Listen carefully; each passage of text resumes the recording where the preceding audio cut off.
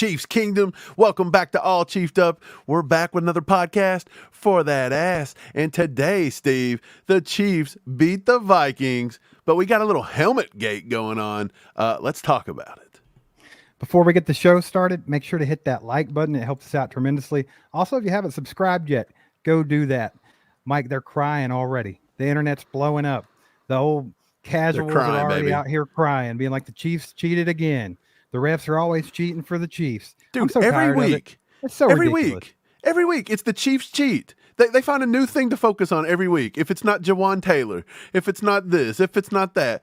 Good night. Like, can they shut up? Like, they focused on it over and over, and Gene Steratore is like, will you guys shut up? Like, he maybe should have got penalized, right? It's because he takes his helmet off. Maybe he gets the penalty. But it doesn't take away the fact that he intercepted the ball. Chiefs' ball would have been 15 yards. The Chiefs punted anyway. Didn't intercept anything. Oh, yeah. I'm sorry. I said intercepted. But the ball goes to the ground. But the point is it didn't change the outcome of the play. It was uncatchable. Technically, they thought he tipped the ball. Come to find out, McDuffie, heck of a play by McDuffie there, but he hits the arm. But still, point is, nothing would have changed there, man. The Chiefs still got the ball. They still punted. The Vikings had their shot, and they couldn't convert because the defense was too much. Right. Well, the thing about it is if they want to cry that it was pass interference, that's one thing. But first of all, it wasn't pass interference. There was nothing about it that was pass interference. I don't think it was either, man. He even turned his head and looked back for the ball, which was 5 yards behind both of them, completely uncatchable. Absolutely not pass interference. But if they did give him the penalty for taking off his helmet, Mike, it still was the Chiefs' ball. It would have been tacked on from there. It did not matter. It didn't change anything. It's just something else for all the slap nuts to cry about for another week. That's exactly what I think about it. And to be honest, that was a fourth down. The ball goes, the ball falls to the ground. Fourth down. It's a changeover, a turnover on downs. They're changing the field. Technically, I don't even know if he's not allowed to take his helmet off at that point. Because technically they're changing the field over. But I guess since the flag was down, it was keeping the play alive. That's the big deal. But Steve, how much can they cry? Right. I mean, it's just something to cry about. Like I said, what's the difference? The referee looked right at him with like, put your helmet back on. Right. Here. They should have put these in their mouth. The Viking binky. Dude, it's the whole NFL has become Chiefs haters to the extreme, bro. Like, it's hilarious that we're so hated. I love it. We are the villains. The salty We talked about this a year ago, Mike. You can go back on our YouTube a year ago and find a video where we're talking about how the Chiefs are villains now. I think it has Kadarius Toney on the cover of it. But, dude, we're living it now. Like we called it a year ago. The Chiefs are the villains. Everyone hates them. They're going to look for something to cry about. They're going to say we're cheating. They're going to say whatever they can come up with. It's scripted, yada, yada, yada. It's all because they don't want the Chiefs to be so successful. And the Chiefs continue to win. We're stacking wins now after an abysmal first week. And it's hurting their feelings, man. Yeah, it's just funny. Every time the Chiefs win, it's the officials' fault. It's the script. When the Chiefs lose, it's just because the Chiefs suck. We're done, blah, blah, blah. It's so stupid. Nobody's going to look at all the bad penalties in the first half that the Chiefs had to endure. We're not going to look at that. We're not going to look at the fake punt where Mike Dana has his jersey completely ripped off, by the way. They're outside of his frame. They're ripping the shirt off. Like, come on. There were so many penalties there you could have called. It was basically the refs keeping the Vikings in the game in the first half. Well, and then at the very end, they always have to call something. And it's not even a controversial call. Like, it was uncatchable. It was the right call. Without a doubt. It's just something to cry about. And if you look at the penalty discrepancy, Mike, the Chiefs were actually called for 10 penalties for 86 yards total. The Vikings 4 for 51. So who wants to cry about how many flags come out? Right, for sure. I'm over helmet gate. People can cry about it all they want. Cry yourself to sleep tonight. Doesn't bother me none. Steve, the other big story was Travis Kelce being injured. That was a little non-contact injury, and honestly, that looked weird, man. It was scary, man. It looked to me like it could have been like, it didn't look like his foot got caught in the turf, which is like what Aaron Rodgers suffered. But I was like, what's the chances that Aaron Rodgers and Kelce's going to have a little beef and then Kelce's going to hurt his Achilles? I was praying, dude, that didn't happen. That's what I thought. I screamed right at the TV, Achilles. I mean, it was like Chiefs Kingdom's collective butthole puckered at that moment. Because it was like, geez, we saw our life flash before our eyes. This season flashed before our eyes because there goes Kelce that wasn't fun, with a non-contact injury on the turf. Once again, somebody else getting a non-contact injury on turf. Yeah, man, I was a little worried about it. Glad that it's just a low ankle sprain, I believe is what they've come back and said. and he got back in the game and he performed well. Yeah, he did. He come back, caught a touchdown. He gets one of these. Call me El Travidor. Yeah. Sure. He's back. He caught the touchdown. Glad to see him come back, Steve. That was a big one. I think they said after the game, they were x-raying the foot, but it turned out to be a low ankle sprain. And to be honest, he taped it. He's ready to go back. I mean, this is what Nick Bolton's probably dealing with, but I think Nick Bolton's dealing with more of a high ankle. So we've seen him now lose 3. Those are tougher to get over, obviously. And I'll say this too. Injuries suck, by the way, and Drew Tranquill was listed on the injury report after the game. So we see Drew Tranquill hurt himself there late in the game. Yeah. I would think Bolton's probably going to be ready to go by next week. It's just a short week, so you might now see Tranquill out, for a week and Bolton back in. It's okay. I'm just tired of dealing with it, dude. Mike, it's okay. Because that's why we got Drew Tranquill. Because what if something happens with Nick Bolton? At least we got another guy there that can command the defense around and run that thing. And that's exactly what Tranquill's been doing in Nick Bolton's absence. So, yeah, if he needs to take a week off, guess what? Nick Bolton's got his back. We don't have to worry about it. But speaking of the Travis Kelce injury, Ian Rappaport actually came back and tweeted, tight end Travis Kelce suffered a low ankle sprain based on initial diagnosis, source said. And, of course, he shook it off, returned, and caught a touchdown pass. Because that's what Travis Kelce does. Right. And so, this is what he does. Yeah. With Kelce back today, coming back off that injury, that was big. Because everybody's been like, hey, do we trade for a wide receiver? We got to do this. Do we got to do that? We've seen the Chiefs today kind of use, okay, look, again, Sky Moore didn't do anything. They're not going to use Sky Moore ever. Like, I think we can put that to bed. I just don't think they're going to do it.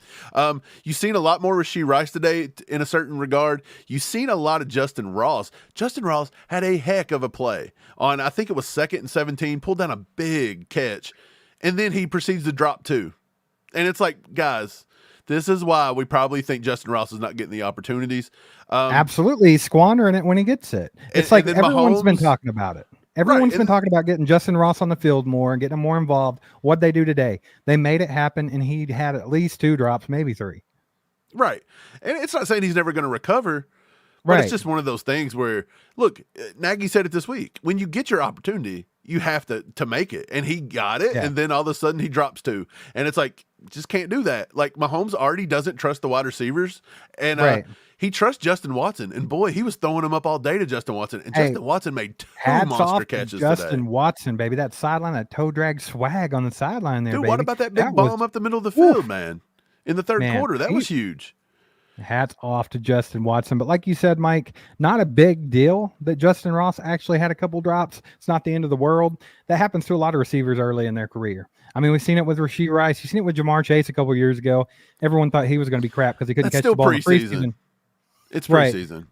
Right. But right now, I mean, Justin Ross, this is his first year in the system. I get it. But we've already been through preseason. We've already been through a few games. This is when they're trying to get Ross into the offense. You can't drop right here. This was the opportunities Nagy was talking about. I'm saying this is not something to worry about going forward, is what I'm saying. I don't think it's a big deal. It's not something to worry about going forward. I don't think Justin Ross is going to continually drop passes. Okay. I think it's just like a Kadarius Toney type game in week 1. Like, get him back out there, get him the ball, get his confidence, and let it roll. I don't think it's a thing that you see all the time with Justin Ross. It's not. I don't think so either. But when you're a guy fighting for playing time, you can't drop balls because they won't throw it to you. I get what you're saying, but I'm just saying going forward. Thank you. I don't think that's the end of the world for Justin Ross. And by the way, again, everybody calling for the 40-point blowout, and we've seen it come down to the last drive, and it comes down to one call they can focus on. Again, we were right about it. Quit being so caught up in the Chiefs are going to blow everybody out. That's not happening. It's not happening. This league will keep it close, and the officials kept it close in the first half, to be honest. The Chiefs looked good, but they didn't look great again. I didn't think the offense looked as efficient as they could have been. We said we needed a receiver to step up. We said it was going to be Rashee Rice, and he got in the end zone, Steve. So we called that to a certain degree. We said we don't think it's Sky Moore. Sky Moore I'm sorry, but they're just not going to get Sky Moore involved. We've already said this today, but we'll say it again. I don't see them ever getting Sky Moore involved. They tried to get Kadarius Toney involved a few more times today. He did okay. Let me bring up the receiving stats. Kelce led the team, obviously. He had 11 targets, 10 catches, 67 yards, and a touchdown. Justin Watson, 3 targets, 2 catches, 56 yards.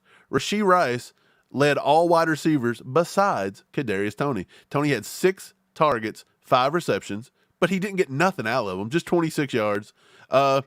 Marquez Valdez-Scantling, one more time. He gets 2 targets per freaking game, and he catches one ball for 12 yards, and we're paying him $11 million again. This guy's managed to he makes $1 million per catch at this point in the season. This is what this guy's absolutely creating.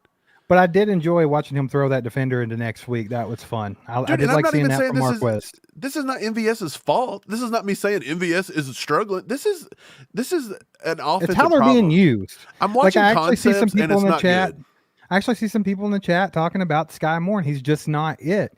I don't necessarily think that's the truth. I think they are not using him correctly. Like, I really do think if they could get that guy the ball in space, you did see it one time today for sure, that they got him a ball on a little screen pass. I think he got 7-8 yards out of it. But that's what you got to do with him. The same with Rashee Rice. They actually did it with Rashee Rice today. They let him get yards after catch. That's the same way that you have to utilize Sky Moore. Otherwise, he's just going to turn into another gadget player that never does anything. Yeah, I'm frustrated with how they're using some of the route concepts. I seen on one play, for example, and we've been watching all 22 all year long, and we've been calling this out. It seems as though sometimes Mahomes has one single read, and when that read goes, you look underneath, and all other wide receivers, any tight end, anybody else running a route is running a 3-yard hitch, and they just turn around and look at him. That's very easy to defend. Mahomes is not going to dump it down, and half the time Mahomes eats the ball and makes a bad throw. That's his 2 options. It's a lot of route concepts, and I've seen that today a lot on a few routes. They've got to clean that up a little bit. I don't know if they're just trying to be very vanilla for as long as they can, or what the deal is, but you got to fix that a little bit. I'll say, look, Pacheco only had caught 1 ball out of the backfield. I think Pacheco needed to have had more targets today, by the way. Pacheco only had 16 carries. Right. I mean, you got a team that blitzes 57% of the time. This would have been an opportune time to do a little bit of delayed screens and things like that and really punish them for blitzing so much. But I didn't really see it that much, to be quite honest. No, McKinnon had 3 targets. He got all of his yards. I think he had 2 catches for 18, and he got most of that on one play there.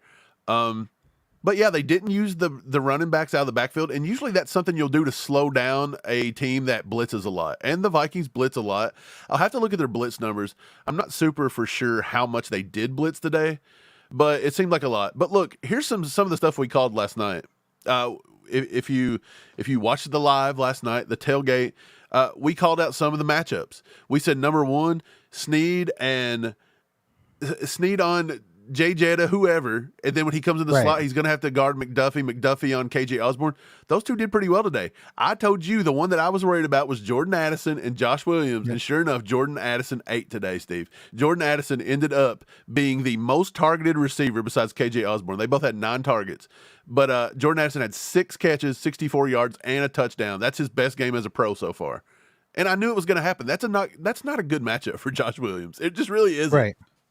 Well, something else that we said you had to look out for, of course, they have the best wide receiver in football, but honestly, that never scared me that much. I figured with SNEED on him that he could at least keep him at bay, especially, trading between him and McDuffie. But we talked about TJ Hawkinson. That's a guy that you have to keep an eye on because he gets those matchups with the safeties and the linebackers, and this is a guy that can really do some damage. It seemed to me that they were using him pretty effectively today. So, yeah, I saw a lot of passes to Hawkinson. Kind of saw that one coming. Right. Well, we're getting questions. We get questions a lot. KWL69 says, why are they using Clyde Edwards-Helaire so much? They're not. Clyde Edwards-Helaire didn't do that much. He had 3 carries today. He had 3 carries for 4 yards. It's actually crazy because he's actually not being used a lot.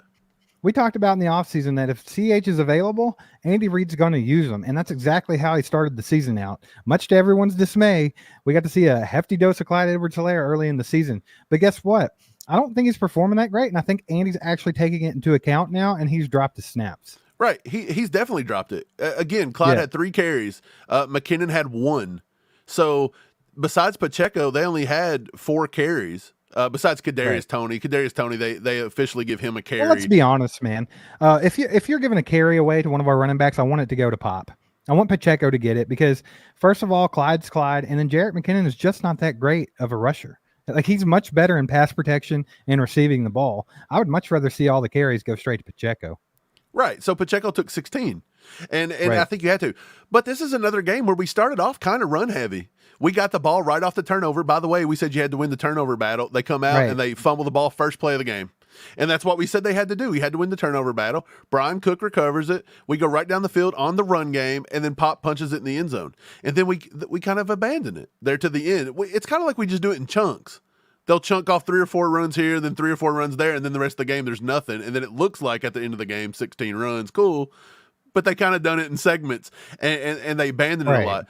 But I do think they could have used Pacheco a little more. I'd love to see Pacheco more in the pass game. I thought Pacheco in the pass game and McKinnon in the pass game today would have slowed down that blitz tremendously. You didn't really see it a lot. You didn't see any design screens for those two, and I thought that was really strange. They went away from Noah Gray a lot. I think he had 2 targets for 2 receptions today, and I didn't really see him involved too much. He started to heat up, and then they pulled the plug. Right. It was crazy. So, I just don't think the offense is performing that well. Mahomes did go 31 for 41. 31 for 41, 281 yards, 2 touchdowns, no interceptions. He did get sacked twice. I thought the offensive line struggled a few times today to pick up some of the protection. I think it was Donovan Smith struggled a few times. I thought Jawan Taylor struggled a few times. But again, it's not the end of the world. Like, a team like Minnesota is going to just press right at you. They're going to do it, and you're going to give up those protection things sometimes. But, yeah, I didn't think the Chiefs overplayed Jerick McKinnon like you kind of thought. We kind of thought they would keep him in for pass protection. They didn't really do that a lot.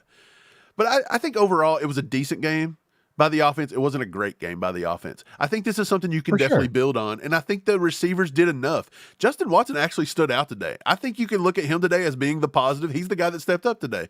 That's odd. We just keep overlooking Justin Watson over and over. Chiefs Kingdom always does, and then here he comes. Easy to do. He's Mr. Reliable, I guess. It's so easy to do, but man, what a game he had, though, for real. So, like I said earlier, hats off to Justin Watson. He made some ridiculous catches, bro. He was out there putting up some highlights. But we said Rashee Rice would step up, too. And Rashee Rice got in the end zone, by the way. Hey, Kadarius Toney. I said Kadarius Toney had to have a day, and he had a pretty good day. It is nice to see a few of the receivers, like Matt Nagy said, like a few days ago in the presser, you're never going to see a receiver that gets 18 targets a game on the Chiefs. It's just not how the offense is built. It's going to get spread around a little bit. But it was nice to see the guys cash in on the opportunities they were given this week, as opposed to how we've been watching the past few weeks where they just, drop after drop or bad routes ran, things like that. They look a little more crisp on the offensive side of the ball, in my opinion. I still think we're far from seeing this team at 100%. I really do. I think like this team, as good as they could be on offense, as good as they could be on defense, they could be very, very special. And I've yet to see us at that top tier yet. Like, I think when you see this team firing on all cylinders, it's going to be scary. Yeah, you're right, man. I think the offense has got a ways to go, but I think they're progressing. I feel like the receivers were a little better today. I felt like Mahomes finally threw a couple jump balls out there. Like I said, he threw that one to Justin Ross. That was beautiful. He was throwing some jump balls to Justin Watson. Yeah. He still relied on Kelce a lot. So you've seen that first drive, but you've seen that first drive out of the half without Kelce, before Kelce started to get back in the game. You've seen him actually use Justin Watson, and we actually drove down and scored a touchdown there. Like, we done it with Kelce out of the game. So I feel like there was a small improvement. Kadarius Toney was used a little bit. They started to bring in Rashee Rice and Justin Ross. I think that's where you're going to start seeing it. I honestly feel like the guy that's falling out of the wide receiver rotation is Sky Moore. Sadly, I feel like it's Sky Moore. I think that before like it's all said and done, they're going to get him in that Rashee McCole Rice Hardman is going to funk. do it. Yeah, they're going to get him in that McCole Hardman funk where they only use him as a gadget guy. And I think it's such a disservice to what his skills are. I think he has the opportunity to be more than that, but I really do think that's the spot he's starting to fill as far as Andy Reid's concerned. Like he's the round circle going in the round hole right now as far as gadget guy. Right. Travis here in our chat says Watson, Rice, and Ross are the wide receiver trio post. A lot of people are thinking that, but I still think it's Watson, and I still think they're gonna find ways to keep Kadarius Toney, and they're gonna find ways to keep MVS in the game. They may not target MVS, but they do too much to take them completely out of the game. Because again, MVS doesn't get a lot of targets, but he runs a lot of decoy routes. He does this, he does that. He's just a good guy to have on the field. He does well with his opportunities. When they do throw it his way, he's normally catch. I'd say his reception rate's pretty daggone high this year compared to how many targets he's had. Yeah, I can't it's just remember. Not very many. Right, I can't remember what it was, but I feel like when Mahomes targeted MVS, He had a QBR rating of over like a 99 or something. I might be wrong with that's that what I'm one. saying. I'll have to go back If and you look. go back and look at the first few games, I want to say that his targets were like 2 or 3, and he normally cashed in on all of them. Like he was making the catch. It's just that he's not getting that many looks. And we talked about this before, Mike. Is it the route running? Is he not getting separation? Right. Or is it Mahomes just not looking his way? There's a lot that goes into that. So it's hard to just pick, hey, you know, MVS is playing bad or Patrick Mahomes is not looking at him. There's so much that goes into it. It's hard to tell. Yeah. I don't know. I think the offense took a positive step today. I don't think it was a mega huge step, but I feel like it was a little step in the right direction. And look, we got a short week this week. The offense has got Denver to prepare for, and just look, literally they're going to go in tomorrow. They got to get their bodies right. They got to start tonight. You're going to go in and you're going to get your bodies right tonight. You're going to sit in an ice bath. You're going to stay up all night icing yourselves. Tomorrow you're going to come in. You're going to do a light something to get the to get that acid out of your muscles so you ain't sore. You're going to get in the ice bath tomorrow. You're going to get the blood pumping, and you're going to start watching film, and you're going to get right back at it. And you've got Tuesday and Wednesday. And then you're right back on Thursday night. This is a short week. Not good for a team with a lot of veterans on it. But besides Kelce, there's not a lot of old heads in our locker room. We got a bunch of young studs. We may come out and put one on Denver this week because Denver don't have a lot to prepare. They don't got a lot of time to prepare for us. So maybe it actually comes down to Denver could have 2 years roster. to prepare for the Chiefs right now, and it still shouldn't matter. But I think this short week is going to be roster depth and good. Like the best team is going to win. But I do think that if Denver pulls one out, Denver's just a pain. They're a pain. I hate Denver. They're a pain. Not Denver whatsoever. The thing I don't think they're going to beat us, though. It ain't going to happen. Here we are, 5 games into the season. The Chiefs have yet to click on both sides of the ball at the same time. They're not even close to their ceiling. That's how good this team could be. And we're sitting here at 4-1 going into Denver on a Thursday night game. You have to be happy about that, the way the Chiefs played, because like I said, they're nowhere near the ceiling. They've not been firing all cylinders, and we're still 4-1 going in to a Thursday night matchup. Right. So, look, we've talked about the offense a lot. Let's shift it to the defense, Steve, because the defense balled out again today. The defense balled out again. Man. I thought Sneed looked really good today against Justin Jefferson. I thought when McDuffie had to match up on Jefferson, I thought he looked pretty good.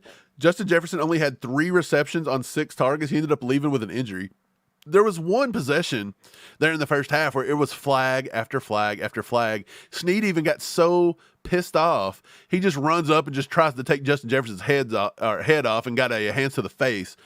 But I don't blame him. I was saying this when I was watching it. I said, dude, I want to see the Chiefs defense starting to be feared. We need to put the fear in people. Even if you take your penalty, if they're going to call those penalties, let's get our 15 yards worth. You go up there and you trash him. Get your 15 talking yards about worth. that for over a year now too. When they drafted Brian Cook, they drafted Leo Chanel. We were talking about how are they building this defense up to be a little tougher, to put the fear of God in people, like actually hit some people. So maybe they are leaning that way. And I mean, that's what we want. We want a tough defense. We've been talking about that. So far, they've been awesome this year. Can't slide them whatsoever. But I still think they could get much better than they have been. Oh, yeah, for sure. Drew Tranquil looked good again today. He led the team in tackles again. He had 9 total tackles, 5 solo. L'Jarius Sneed was second in tackles. He had 8 total, 8 solo. So Sneed had a pretty good day. Again, I thought Sneed made a heck of a play on that one where he dove completely out there. I want to say it was in the 4th quarter. It was that was a beautiful play by Sneed. I thought they did a good job. I thought Justin Reed played a heck of a game today. I thought him and Drew Tranquil did a good job of shutting down their tight end. Hawkinson is not an easy guy to shut down, and they held him to 5 receptions, 50 yards. I mean, you can't beat that. You just can't beat it. And then, of course, the Warden, 6 total tackles today, 6 solo. What a beast. Dude, he's awesome. Willie Gay had a few good ones. I thought Josh Williams and Jalen Watson both struggled a little bit in their protection because, again, Jordan Addison's a tough guard for a guy like Josh Williams. They're just built totally different. It's almost it's the exact opposite of how we said McDuffie struggles with size. Josh Williams got the size. He's going to struggle with the speedsters. You know what I'm trying to say? Those little guys that can be shifty. That's his struggle. I thought the defensive line played decent. Mike Dana was a beast today. 3 total tackles, 2 solos, a tackle for loss. That's who I was going to say. Game-winning sack right there. Before you got off on the tangent about the DBs, I was trying to say, you know who really stuck out to me? Mike Dana. Dude, has he not been impressive this year? dude, you gotta love the guy. He's so He's underrated. been wonderful no one talks about him. No one brings him up. But this guy's great, and he's always been good when he has his opportunities. He's just had a lot of injuries in the last few years. So I'm happy to see him out there balling, man. But yeah, I'm glad you went straight to the secondary at the same time, even though you cut me off about Mike Dana. But the secondary was absolutely phenomenal. I mean, the secondary was good. Trent McDuffie is him, bro. Like, he is a top corner in the NFL. Dude, the Warden he's locked down, man. And honestly, SNEED is playing at a high level. He started the season rough, but over this past 2 games, I think SNEED's finally found it again. He's fine. He's found it. SNEED's looking good.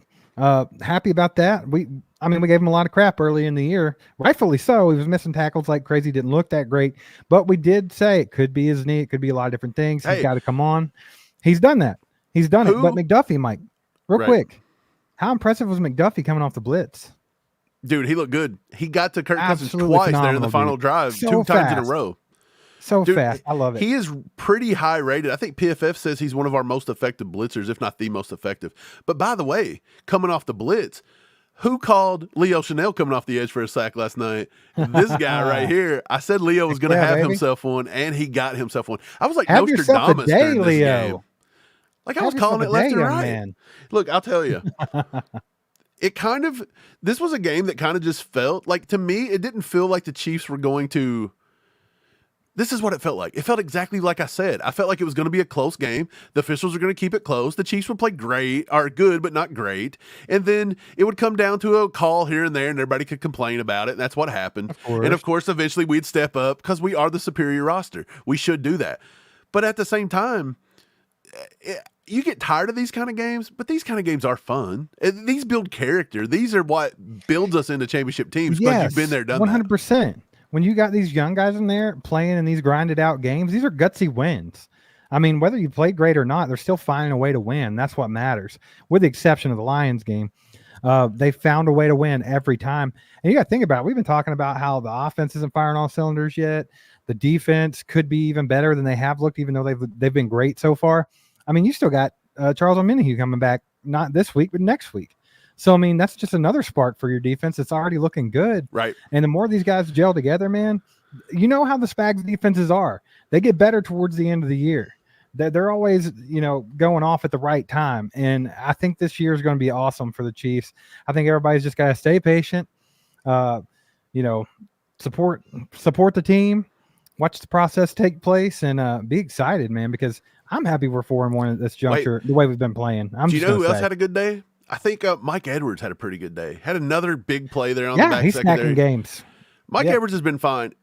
The one guy, there's 2 that I kind of want to say they're not doing as well as I thought. And I'm kind of glad Omenihu's starting to get back. And it's Felix and Udike Uzama. The burst that we thought he was going to have, I'm just not seeing it. I'm not seeing him win anything hardly. And we said coming in, he was a pretty seasoned pass rusher. He had a lot of good tools, but at this level, they're getting those big paws on him, and he's just not big enough to get off of them. I don't know what it is, but he's not doing too much. And George Karlaftis did not do much today either. He didn't create a lot of pressure.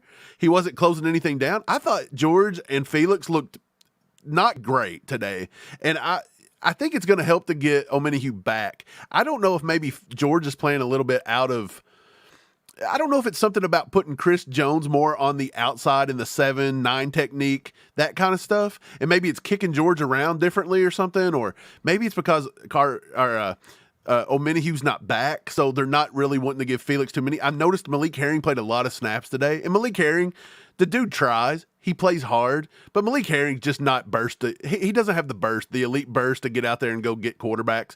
And I'm afraid Felix is starting to fall into that. We said Felix's floor was somewhere around, 3 to 5 sacks? Dude, he's not even sniffing sacks. This dude's got a half sack on the season, and we've almost played half a year. Well, here's the thing, man. I think you're being a little premature on dogging Felix. I just have to say that. I'm not saying he sucks. I'm just saying something's not there. I think he's been pretty decent, to be quite honest. He's only had 53 pass rush snaps, not counting today. Today's stats are not added into what I'm about to tell you.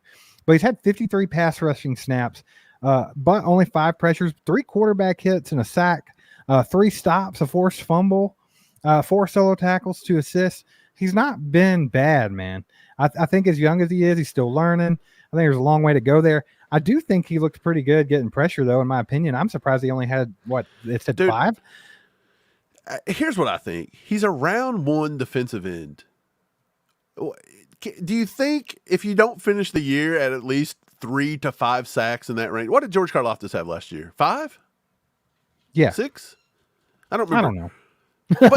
But do you have to, Sure. like, does he have to he's got to make himself a little bit more known. Like, he's getting a lot of early snaps here because Omenahu's not in. How's it not translating over? Like, I just don't feel like he's becoming a presence. Like, I don't ever see Felix Anudike out there and I'm like, okay, he's going to go get him right here. Like, I don't have that vibe from him. And I feel like that's why everybody was scared about Karlaftis last year. And to a certain extent, it took Karlaftis a while to get going, and he's looked like a different beast this year. And by the way, today, Karlaftis didn't look very good either, I don't think. Maybe I'm just being too hard on him. Maybe I'm just wanting the Chris Jones effect for everybody. Yeah, I think you're being a little harsh on the guys. Our DBs are playing ball. They're balling out. I think our linebackers have been solid. The defensive line's got to start stepping up a little bit. There's a reason they're playing ball, man. I think the defensive line's getting some pressure. I think they're playing a good game, and I think that's what's causing the DBs to have such success. I don't think they've been anything groundbreaking. We all know George Karlaftis needs another step as far as quickness goes. He's got to find that to be close on a lot of this stuff. But they weren't playing scrub tackles today either, Mike. That's something else you got to think about there. I mean, Darisaul's okay. O'Neill's not that great of a tackle. Who do they have? Christian Darisaul and Darisaul's their left tackle, and O'Neill. I mean, I will say Felix was coming off the top. He was coming off the right, so he was going against Darisaul a few times. I'll give him that. You got to give him some slack, man. I think Felix will be just fine. Give him some more time. And with George, like I said, George has been a beast. Let me just say, George Karlaftis, he affects games even though he's not a closer. Like, he's got to get to the quarterback. He's got to find that extra half step. But other than that, man, I do think that we're in a good position when it comes to defensive line. I think they're young. I think they're pretty effective. But they've got a lot more to learn and a lot of time to get better, man. Look, I'm not trying to say that he's a bust by any means. I'm not trying to say that or insinuate that. I'm just saying, as a first-round pick, getting a lot more opportunity here in the beginning because of Omenahu's suspension that we thought. You even had Chris Jones missing an entire week. So he's got way more snaps that he should have had, but you've noticed that his snaps have not actually been that much if you go back and look at the first few weeks. So there's a reason he's not being... Like, honestly, I think he should be better than Malik Herring year 1. Like, I just don't see Malik Herring being that great, but Malik Herring's at snapping him. They like Malik Herring better. They think Malik Herring, I guess, has better moves. I don't know.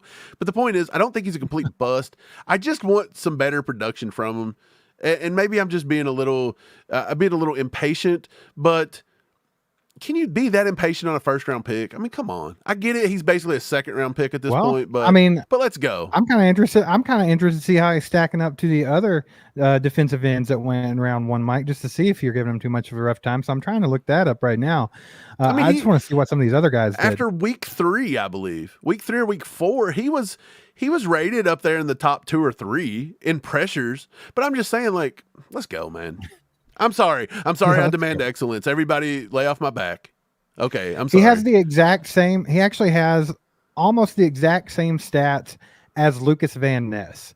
Lucas Van Ness was what? The number 13th pick overall as an edge rusher. He has the exact same stats, only he actually has one more assisted tackle and a forced fumble that Van Ness doesn't have, but they have the same amount of pressure. Lucas Van Ness not even getting to play much, though. Snap-wise, they're almost even. So, I mean, it's not like he's out there. Hey, but let's be honest. Playing. Lucas Van Ness was a bit overrated anyway. Well, who else was taken up? I'm just saying, Lucas Van Ness. Take out Tyree Wilson. Tyree Wilson sucks. You can't say that. We all knew Tyree Wilson was going to be a bust. I'm just saying, man. Like, you can keep talking on Felix, but you got to give him some more time. It's only been 5 games. I didn't say he was a bust. I'm just saying I feel like with all of his opportunities, you could at least get after the quarterback a few more times. Check this out. Tyree Wilson with double the snaps of Felix. Tyree Wilson sucks, dude. 3 pressures, 0 sacks, 1 tackle, and that's it. That's all he's done. And he was what? The number 7 pick overall? Yeah, come on, man. We got to lighten up a little bit on Felix. I don't care. Dude, I'll lighten up on Felix when Felix does something. How about that? Felix come on, baby. Give him time. Get it together. Let's go. I just want Felix to get a sack. Like, I've went to bat for him all year. I said it was a good pick and everything. I just want him to go do something, We're man. 5 games into this man's career, bro. But Hold when your horses O'Menihue a little comes bit. back, It'll get there. We'll get there. His snap count's not going up when O'Menihue gets back. That's fine. He needs to develop anyway. He's still a rookie. Look Like, at even you. though we said he was a polished pass rusher, he's still a freaking rookie. Julia, shut up in the chat with Mike has the same energy for CEH. Mike doesn't condone CEH, bro. Like, I just said that he didn't get as many snaps. Everybody's acting like he played like all game long today. He had 3 carries. Like, CEH stinks. He stinks this year. I'm sorry. Me saying that Andy Reid's going to use him doesn't mean I'm going to bat for him. It just means that I knew Andy Reid was going to use him. And thankfully, Andy Reid's kind of let up on it. Can I kind of put this into perspective then? Everyone says they want to see Felix flash. I'm sorry. A little bit of a tongue twister there. But you keep saying it. He's got a flash. I see it in the chat. People saying, yeah, he's got a flash. I agree. So what's a flash? If he actually does connect and get 1 sack, but he plays exactly the same he has been, all of a sudden that's a whole different game changer? No, he don't even have to get sacks. He don't have to get sacks. But when I watched him today, I want to see him have a presence. Like, I want to see him I want him to stack plays. I want at least 1 play per drive. So let's say 1 out of every 4 to 5 plays, he's in the play. He's got his hands on a running back. He's in the quarterback's face. He's creating pressure. He's doing something. And I feel like you don't even hear his name called, Steve. I see nothing different. Between How many Felix times did you see him on the screen today? Or George Karlaftis in his first 5 games last year. And we did see him today almost get that sack there, made a huge play. Hey, Karlaftis stunk today, bro. I didn't see much out of Karlaftis. I can't wait to go back and watch it. Maybe I'm being a little too hard on him. I'll have to go back and rewatch it. I'll agree with you. I would love to see more out of both of those guys. I would love to see more out of everybody on the freaking team. But I think we got to chill just a little bit on a guy that's 5 games into his career. You know what? Chiefs fans, we have it good. The fact that we start spoiled. What is it? 4-1 now? Are we 4-1 or are we 5-1? We're 4-1. So we're 5 games in 4-1. And we've already determined that the defense is not at its top because O'Menihue, I think, cranks it up a notch. We're not at the top on the offense because the wide receivers have yet to do anything. We've been struggling with injuries all year long. Let's be honest here. Mahomes has looked timid. There's been flashes where our offense looks good, but overall they've kind of stunk all year. But but that's what I'm saying. So we're 4-1, and all we're wanting to do is just see a little bit of excellence. Just a little bit of excellence, but we're better than everybody else. Yeah, we're so spoiled, and we're better than everybody else. It's not being spoiled though. It's one of those things where it's like, look, you know what you have. You know, like I'll compare it to this analogy. Say you like cars and you like to rebuild cars and you race cars. You build the baddest race car in the world, but every time you go out there, it just sputters off the line, and you're like, "Come on, bro! I put so much money into this race car. Let's tear some ass up." Like, come on, let's go. You just want to see the pure dominance we know this team. Let's crank it up, baby. Can dish out on the league, and that's what's going to happen by the end of the year. That's what I'm saying. You got to be a little more patient here. Like if you go back and look at the last few years, this is how the team always starts. A little slow. We listen to Mike crack a Mountain Dew, and then we get a little bit better and a little bit better, and then before you know it, by the end of the year, we're clicking. And that's kind of how I'm expecting it to go this year. And the good thing about that is our defense already looks good, dude. Yeah, like, Angry Drunken, you're right. Already look good. Mike just wants 20% success rate for pass rushers. Nothing crazy. You're right. I want 20%. 20%. I don't want 20%. Is that a win? Like you 20% of the time you got to get a sack? I mean, come on. Where are we drawing the line here? No, it's not about that. Out of control. This is all I'm trying to say. Okay. Do you remember last year when Karlaftis was kind of struggling and it took him forever to get his first sack, right? But you've seen him every single week chasing down quarterbacks, just missing them by a hair. You've seen him chasing them out of the pocket. You've seen him creating pressures. You've seen him doing this and doing that. Now, I will say George Karlaftis stunk at stopping the run last year, and it's not been too great this year.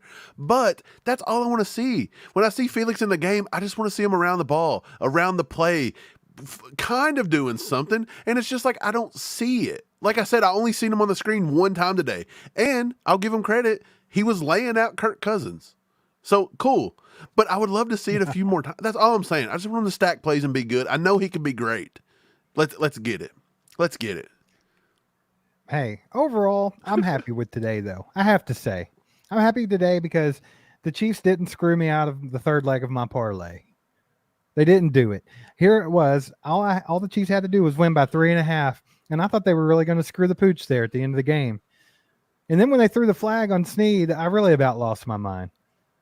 But lo and behold, there was a voice of reason out there that was like, pick that flag up, you moron, you slap nuts. That wasn't pass interference. It wasn't pass interference, dude. Everybody is always. Look, you've got him in the chat crying right now. Jared, crybaby Jared over here says you guys are defending getting help from the refs. You need a binky, Jared. Get your little nap time in, Jared. Get your little binky going, buddy. There was nothing there defending from the refs. You want to talk about defending from the refs? Let's look at the first half. We got 10 penalties called on us. Do your guys like 4? Hey, think about if your team sucks so bad, you have to cry about a guy took his helmet off. That should totally make us win the game. You trying to get a win on a guy taking his helmet off? Like, my God, I wouldn't even. If the Chiefs were such a crappy team that we tried to win on a technicality of somebody taking their helmet off, I wouldn't even want the win, bro. Like, grow up and go get it somewhere else. Jared. Who cares what his name is? His name suck. Hey, Jared, hang your little head in shame, tuck your tail between your legs, and go back into the nothingness that the Vikings is. Just go over there and cry yourself to sleep. Yeah, go cry yourself to sleep. Suck it. Just we'll buzz see. off. We'll look tomorrow. We'll look tomorrow and see who won the game after you cry all night and see if it changed. Yeah, the Chiefs. Yeah, look, Chad. The refs literally threw 5 penalties in one drive against the Chiefs. I mean, come on. Look, people just want to say. Well, here's another thing. This is the here's script. Another thing for how many stupidity can we deal with over and over with that? For our little residential baby Jared here, I would like to just say, hey, what if they had thrown the flag on SNEED? For taking his helmet off. That's 15 yards tacked on to the Chiefs already having the ball. It didn't change anything. We still punted. We punted in 3 plays. I mean, it's whatever, bro. I mean, the Vikings are not as good as the Chiefs. They never will be. Well, I can't say never. Maybe one day in the distant future. But right now, they're not in the same league, bro. Don't be a slap nuts. Y'all played a good game. Don't whine and cry about it. Like, just don't want it. That's so crybaby-ish and whiny. It's a loser mentality. You guys aren't going to get better doing that. Just quit being losers. It's a bunch of casuals and losers that cry about this kind of stuff. Right. I mean, end of story. Don't look like that. It didn't change the play. Bad look for you, Jared. And to be honest, I think the officials thought that the ball was tipped. Right? Did they think the ball was tipped? I think they might have thought that, even though it wasn't. But it was still uncatchable. Hit his arm. Right, it hit his arm. It was It was regardless. It was uncatchable, and it wasn't pass interference, even if it was catchable, because he wasn't doing anything. He literally looked back at the ball. He looked for the ball. Right. It wasn't face guarding. It was a bad throw. Nothing. He was getting lit up. Yeah, I mean, that don't matter, man. Ridiculous. Can you imagine being in a position? Can you imagine sucking so bad and your team being so lame that you're having to pray to the referee gods that they throw out some random flag at the end of the game to get you a win? Shut up, bro. Get the heck out of here. Because your helmet come off. Yeah. Oh, boo-hoo. That's a stupid penalty anyway. Why is that even in the NFL? Show him the binky. Show him his binky. Like, tell him where to get it.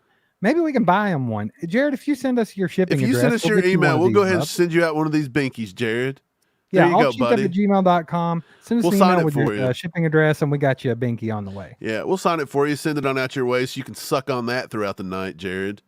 But anyway, it doesn't matter. You guys are going to continue to cry. We're going to continue to put rings on our fingers, and there's nothing you can do about it. And by the way, we didn't have to talk about Taylor Swift, but I'm going to right now because of Jared. I wish Taylor Swift would have been there to watch you lose, Jared. I wish you had to watch her do it too. No. Shit, nobody wants to go to that crap hole, Minnesota. Are you kidding me? Like, who wants to be caught up in Minnesota, bro? The only good thing that ever come out of Minnesota was Prince, bro.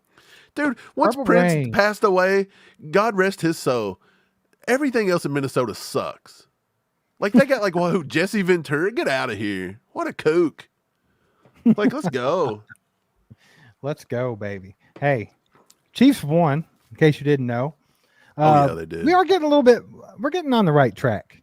I do feel like the Chiefs are moving forward, getting a little bit better each week. And that's all you can ask for at this point.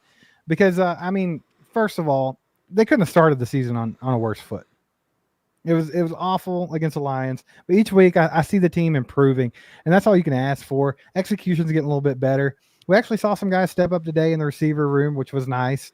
I think Rashee Rice, Kadarius Toney, Justin freaking Watson with the toe drag. Hey, I'm excited about the Justin Ross catch. Just throwing it up to him. Why don't we do that in the red zone? Why don't we do that in the end zone? Come on, baby.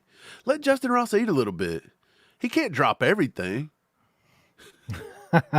Hey, I'll tell you what he did do. He almost has as many receiving yards as Justin Jefferson, the best wide receiver in the league. Maybe that's something else Jared could cry about tonight is the fact that Jefferson stunk it up. Yeah. Go cry about Justin Jefferson being a bum. Like, come on, y'all got shut down by SNEED. Not saying SNEED's bad, but I mean, come on, you should have crushed him. But anyway, I don't know who did cares. it, but we appreciate you for getting rid of old Jared. So you know who did it? On his binky. You know who did it? Did you do I did it. I'm tired of it. Yeah. Look, you don't come in my chat. You don't come in my chat and talk to the ACU crew like that. You don't put up vulgar stuff. I'm the only one that can say vulgar things. No vulgarities here. No vulgarity in my chat. Pervert, it's you going to little be pervert. One of us, not you, Take Jared. it and get it out. Suck on it, Jared. I'm going to send you the binky. Be sure and send me that. I know you're watching. You're crying right now because you got banned. But send me that. I'm going to sign that binky. Send it out to you. I'll see if Kirk Cousins can sign it for you too, loser. And go blow in your horn. There's a couple of the Chiefs players wanted to say something to Jared. Suck it! They got 2 words for you! Suck it! Oh, yeah, they did. He got to suck it. Dude, I tell you, it was a good day. It was a good day. We got the win. That's all we can do. That's all we can do. We've seen a little bit of progress from the offense. The defense held its own. The defense is still looking good. That was a good offense. It really was. That was a good offense. I mean, Kirk I don't think Denver's offense is going to be that quarterbacks in the league. Kirk Cousins is one of the most underrated quarterbacks in the league. He just is. Talk about Kirk Cousins like that. I mean, is he not Alex Smith in a nutshell? Like, he's a guy that's always solid and he's going to get you a lot of wins, but he might never get you over the hump. But either way, I mean, it was a pretty decent offense, man. They have the best wide receiver in the league. I tell you. They have a beast of a tight end in TJ Hawkinson. I mean, they're not a pushover. I think we played admirably. I don't know what you were getting ready to say, but I think we just have to start looking forward to the Denver game here. We will watch the all 22 because that's what we do. But I think we have to start looking forward, healing everybody's bodies because Kelce's ankles, that scared everybody a little bit. We all got a little sad. Yeah. I was just going to say Kirk Cousins is a heck of a quarterback. The utmost respect for Kirk Cousins. I take him over any of these new flashy Justin Fields, these Lamar Jacksons. Sure. I'm taking Kirk Cousins over Lamar Jackson any day for my NFL I'll take him over any of the running back quarterbacks. Exactly. Jalen Hurts, I maybe would take Jalen Hurts over. But to be honest, it's what you want to do. Though. Do you want to look? Yeah. Do you want to look like a high school offense, or do you want to actually play football? But that's the way it is, man. But it's just to me, look, if you're going to whine over penalties, you're a loser. You got loser mentality. Go on. Like, look, if you look at the penalties, Steve, you already said it. They called 10 on the Chiefs. They called like 4 or 5 on. I mean, come on. They walked them down the field. They kept you all in the game in the first half. Right. It's just not what it is. But yeah, man. Are you worried about Travis Kelce's ankle going forward, or you think the fact that he got back in the game and performed well, you think it's kind of a non-factor? Or is it something that's going to linger in the back of everyone's heads? Because it is a short week going into the Donkeys game on Thursday. Right. Short week could cause him to maybe miss the Broncos game. But I'm still going to give him at least a 70% chance he plays because Kelce wants to be out there. He came back and finished this game. I think he's almost to go. Well, unless it's how he there's some kind of a heals. setback. He's also 34 years old. They may have, shot it full of something to make him forget about it for a little bit. We'll see what it looks like. But I do think Kelce's tough enough and he wants to be out there. It's a lower ankle sprain, they're saying, so maybe it's not too bad. I think they can put enough tape on it that it should be fine. So, yeah. But do you rest him? I mean, it is the Broncos. Like, nobody cares about the Broncos. I would think Noah Gray should be plenty serviceable versus the Broncos, Steve. Yeah, for sure. I mean, you saw Noah Gray. He's starting to have a day today. He was starting to have a day. He was getting a little warmed up, and they pulled the plug on him. What do you think that was about? Yeah. I don't know. Isn't that what we always do? Andy Reid always goes away from the hot hand. It's something about it. He always does. Why does he do that? Andy just likes to keep it close. I think Andy gets bored. He's sitting there looking at his menu all the game, trying to figure out what he wants to eat. Once he finds out what he wants post-game, he just wants to see a good one. He's not trying to blow nobody out. He's trying to keep it close so he can be entertained. Were you not entertained today, Steve? Were you not entertained? Hey, we appreciate you guys hanging out with us post-game. The Chiefs got the freaking dub, and that's all that matters. Yeah, we did. Appreciate you guys. If you want to support the channel, go to merch.allchiefedup.com and buy yourself a beautiful hat or beautiful hoodie. Hey, we had fall weather today here in Kentucky, baby. It was awesome outside, 60 degrees, maybe even a little cooler. The bright sunshine. It was beautiful. a fresh ACU hoodie would have just put the icing on the cake. It have made it feel so good. Also, there are some things in the chat that you can do to support the channel as well. And we are working on that Patreon, so keep an eye out. And we'll get you guys over to Patreon soon. But appreciate you guys hanging out. Hit the like button if you haven't already. Do it on your way out. Do that for us. Subscribe to the best daggone Chiefs channel on the entire freaking What are you waiting for? What are you waiting for? Hit the sub button. Hit the sub button, people. And with that, we're out of here. Do it. Go Chiefs. Go Chiefs. There goes a sight from my soul.